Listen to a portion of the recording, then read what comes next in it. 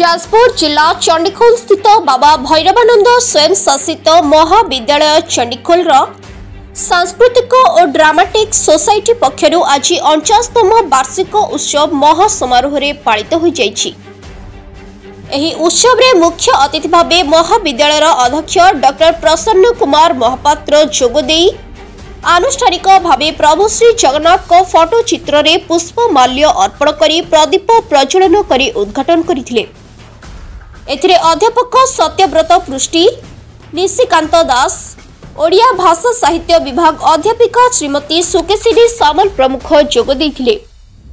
एही प्रतियोगिता रे युक्त 2 और युक्त 3 वर्षर छात्र छात्री माने संगीत, नृत्य, ड्रामा अभिनय, फैशन शो, एकक अभिनय, वक्तृता प्रभृति मंच उपरे परिवेशन कर जाइथिला। एथिरे 500 रु अधिक छात्र छात्री माने जोग देथिले। नाटक अनाथ आश्रम रु वृद्धाश्रम को छात्र छात्री माने अति सुंदर भावे परिवेशन करी समस्तक मन मोहि नेथिले। एही कार्यक्रम रे उपस्थित छात्र छात्री मानक मध्य रे आनंद सृष्टि होइथिला।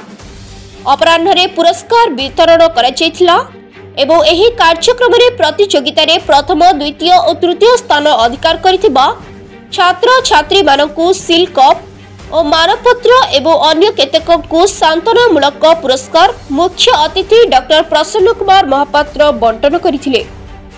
अन्यमानक मध्यरे अध्यापिका निवेदिता स्वाई, सुजाता सेनापति, अध्यापक बजय केतन सामल, विमला मल्लिक, निराकार साहू समेत अनेक अध्यापक अध्यापिका और कॉलेज कर्मचारी माने योगदान करथिले। नमस्कार, मो ना राजेश्री प्रियदर्शिनी सामल। मो बाबा भैरवानंद ऑटोनोमस रे +3 सेकेंड ईयर रे पढुची। आज आम कॉलेज रे 49th एनुअल प्रतिष्ठा दिवस पालन होउची। आम कॉलेज रे सब वर्ष किछि ना किछि फंक्शन हुए। आम प्रतिष्ठा दिवस रे पिला माने पार्टिसिपेट करंदी, तांको प्रतिभा देखांदी। आम कॉलेज रो गोटे प्लस पॉइंट से पिला माननकु तांको प्रतिभा रे सब बेले आगु नबाकू चेष्टा कराए।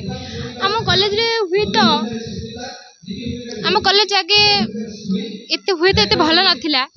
एबे मो बापा हरिके पढ़िया बेले एबे आम कॉलेज बहुत उन्नत करिछि।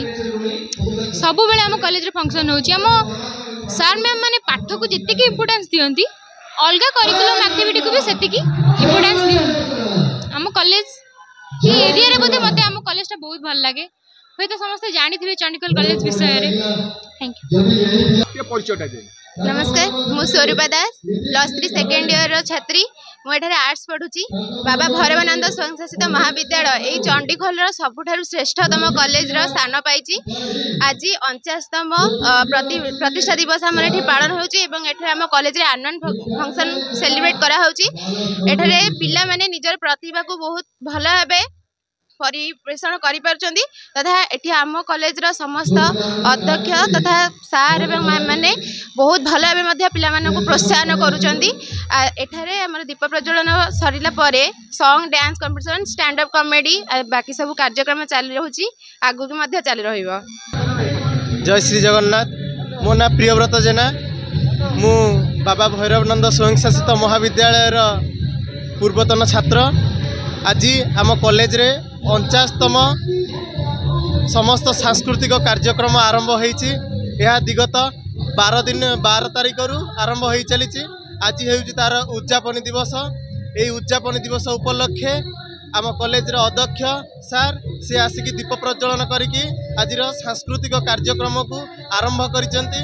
परे परे गीत, नाच एवं शॉर्ट प्ले द्वारा कॉलेज रे रंगारंग कार्यक्रम मध्य चालू रही।